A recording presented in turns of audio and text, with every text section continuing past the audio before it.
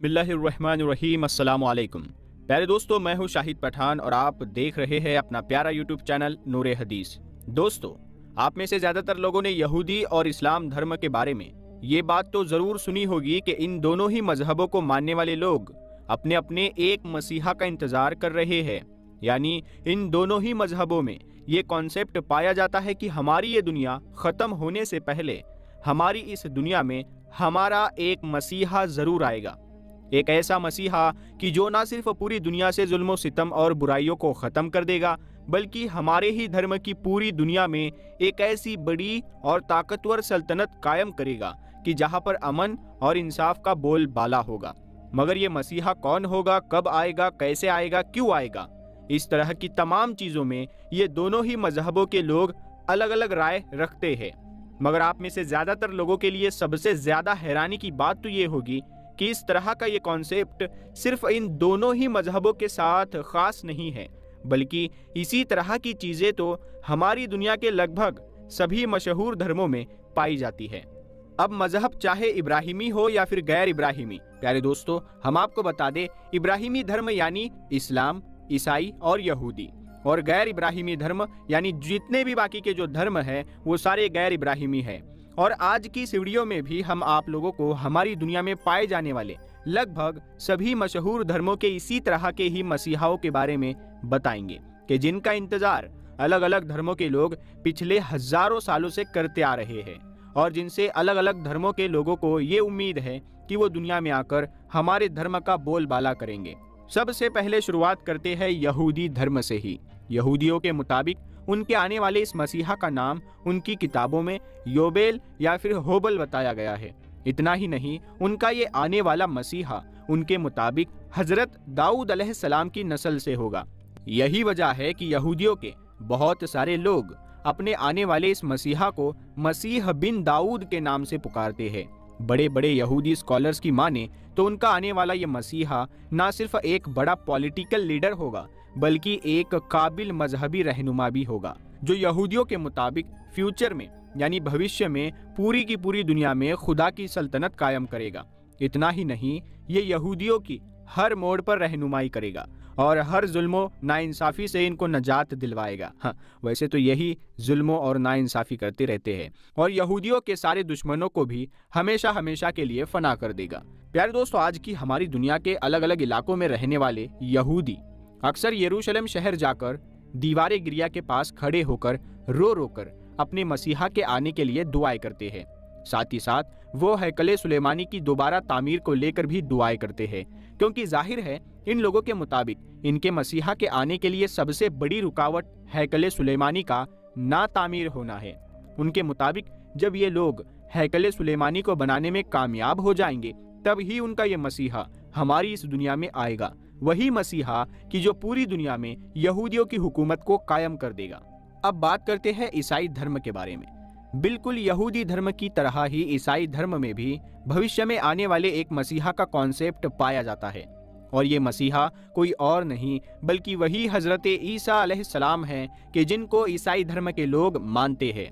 ये लोग उन्हें खुदा का बेटा भी मानते हैं, नाउजुबिल्ला। आपको बताते चले कि ईसाइयों के मुताबिक उनकी किताब बाइबल के अंदर हजरत ईसा को ही ईसाइयों का बादशाह माना गया है और उनको ही वो मसीहा माना गया है कि जिसका इंतजार पिछले 2000 सालों से लगातार किया जा रहा है।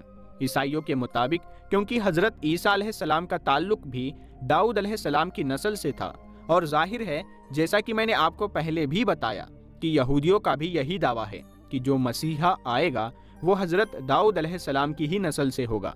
इसीलिए ईसाइयों का ये दावा है कि पुरानी जितनी भी किताबों में मसीहा का जिक्र किया गया है वो सारी चीज़ें हजरत ईसा अलैहिस्सलाम पर पूरी तरह फिट बैठती है।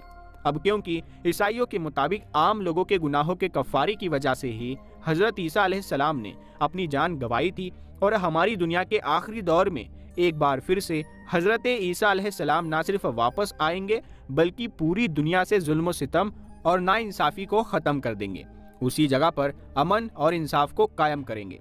इतना ही नहीं, ईसाइयों की एक बड़ी सल्तनत कायम करके पूरी दुनिया में उनका बोलबाला करेंगे। मगर दोस्तों, यहूदी लोग ईसाइयों की इन तमाम चीज़ों से बिल्कुल एग्री नहीं करते। उनके मुताबिक आने वाले मसीहा के अंदर जो निशानियां होनी चाहिए वो तमाम निशानियां हजरत ईसा अलैहिस्सलाम के ऊपर फिट नहीं बैठती है। अब बात करते हैं तीसरे मजहब के बारे में, और वो मजहब कोई और नहीं बल्कि दुनिया की आबादी के हिसाब से दुनिया का दूसरा सबसे बड़ा मजहब है, जिसको इस्लाम के नाम से जाना जाता है। सबसे पहले तो मैं आप लोगों के सामने ये बात साफ करता चलूं कि ईसाइयों की तरह ही इस्लाम धर्म के लोग भी ये बात मानते हैं कि हजरत ईसा अलैहिस्सलाम हमारी इस दुनिया में वापस जरूर आएंगे। मगर हजरत ईसा अलैहिस्सलाम कब, कैसे और क्यों आएंगे, इन तमाम चीजों के बारे में दोनों ही धर्मों के लोगों का अलग अलग नजरिया है। मगर हाँ, वो जरूर आएंगे, इस बात पर दोनों धर्म हामी भरते हैं। मगर हजरत ईसा अलैहिस्सलाम के अलावा भी इस्लाम धर्म में एक और मसीहा के आने का जिक्र मिलता है, जिनको सारी ऐतिहासिक और धार्मिक किताबों में इमाम मेहदी के नाम से जाना जाता है। मुसलमानों के मुताबिक भविष्य में आने वाले हजरत इमाम मेहदी आखिरी पैगंबर यानी हजरत मोहम्मद सल्लल्लाहु ताला अलैहि वसल्लम की नस्ल से होंगे। इतना ही नहीं, हदीसों से ये बात क्लियर है कि हजरत ईसा अलैहिस्सलाम और इमाम मेहदी का दौर लगभग एक ही होगा। यही वजह है कि हजरत ईसा अलैहिस्सलाम भी हजरत इमाम मेहदी की इमामत में नमाज अदा करेंगे।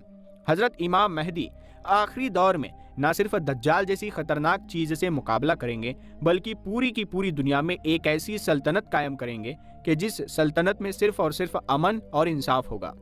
दोस्तों, अब बात कर लेते हैं अगले धर्म के बारे में, और वो धर्म है बुद्ध मत। दुनिया के दूसरे ज्यादातर धर्मों और मजहबों की तरह बुद्ध मत में ये कॉन्सेप्ट पाया जाता है, यानी इस धर्म को मानने वाले लोग भी भविष्य में आने वाले एक मसीहा या फिर ये कहिए कि एक धार्मिक रहनुमा का इंतजार कर रहे हैं, जिसको ये लोग मैत्रेय के नाम से जानते हैं। इनके मुताबिक इनका ये रहनुमा उस वक्त आएगा कि जब इनके धर्म के पिछले बुद्धा यानी गौतम बुद्ध की सारी तालीमात को पूरी तरह से ये दुनिया भुला देगी, यानी बुद्ध धर्म का नामो निशान दुनिया से मिटा दिया जाएगा। इसके बाद गौतम बुद्ध के ये जो जानशीन होंगे यानी मैत्रेय हमारी इस दुनिया में आकर एक बार फिर से पूरी दुनिया को बौद्ध धर्म से रूबरू कराएंगे।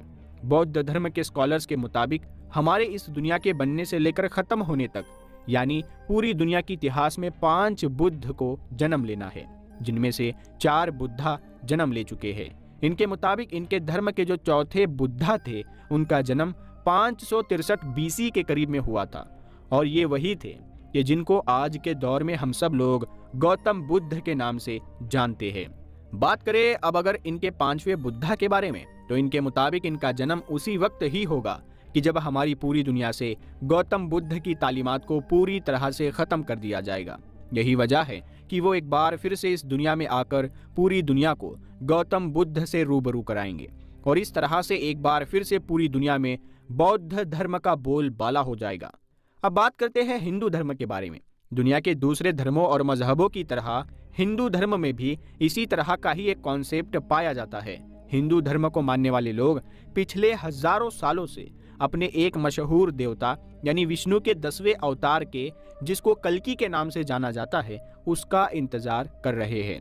हिंदुओं के मुताबिक विष्णु का ये अवतार कलयुग में जाहिर होगा, यानी जब हमारी दुनिया बुराइयों से पूरी तरह से भर जाएगी, तब ही विष्णु का ये 10वां अवतार कि जिसको कल्कि के नाम से जाना जाता है, वो घोड़े पर बैठकर आकर पूरी दुनिया में मौजूद राक्षसों को खत्म कर देगा। राक्षसों से मुराद यानी बुराइयों को मिटा देगा, और इस तरह से कलयुग खत्म हो जाएगा और पूरी दुनिया में एक नए सुनहरे दौर की शुरुआत होगी, यानी जुल्म सितम हर तरफ से खत्म हो जाएगा और हर जगह सुकून और इंसाफ ही इंसाफ नजर आएगा। हिंदू धर्म की बहुत सारी किताबों में कल्कि से रिलेटेड बहुत सारी चीजें मौजूद है। कुछ में इससे रिलेटेड निशानियां बयान की गई है, तो कुछ में तो पैदा होने की जगह माँ बाप के नाम यहाँ तक बता दिया गया है। प्यारे दोस्तों, फिलहाल आज के अपनी इस वीडियो को हम यहीं पर खत्म करते हैं। ये वीडियो आपको कैसी लगी आप कमेंट करके जरूर बताइएगा। इस वीडियो को आप लाइक करें, अपने दोस्तों में शेयर करें, और अगर अभी तक आपने हमारे चैनल नूरे हदीस को सब्सक्राइब नहीं किया है तो सब्सक्राइब करें। इसी तरह की दुनिया भर की नॉलेज हम आपके साथ शेयर करते रहते हैं, इस्लाम से रिलेटेड और बाकी मजहबों से रिलेटेड। तो आप लोग इस वीडियो को, इस चैनल को जरूर विजिट किया करें, और इस वीडियो को ज्यादा से ज्यादा अपने दोस्तों और रिश्तेदारों में शेयर जरूर करें। हम मिलते हैं आपको अगली वीडियो में, तब तक के लिए अस्सलाम वालेकुम, अल्लाह हाफिज।